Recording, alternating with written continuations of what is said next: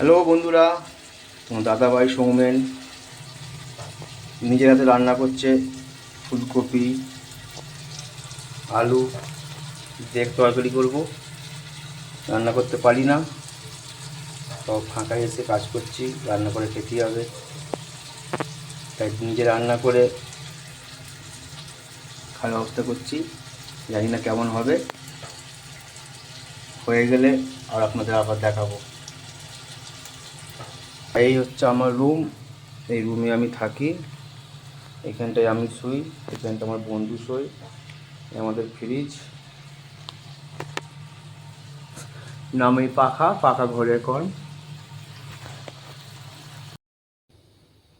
রান্না এই ফুটছে তরকারি, কপি আছে আলু আছে, ফুটছে।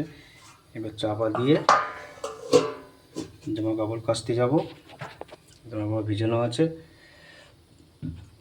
কেননা বাইরে চলে এসেছি তো হরিয়ানাতে, তাই নিজের কাজ নিজে করতেই হবে, কিছু করার নেই। নাইট ডিউটি করে বাড়ি এসেছি, এসে জামা কাপড় ভিজে দিয়েছি, সবজি কেটেছি, বসিয়েছি। এবার জামা কাপড় কেচে না রুটি হবে নাহলে ভাত হবে। টাটা বন্ধুরা।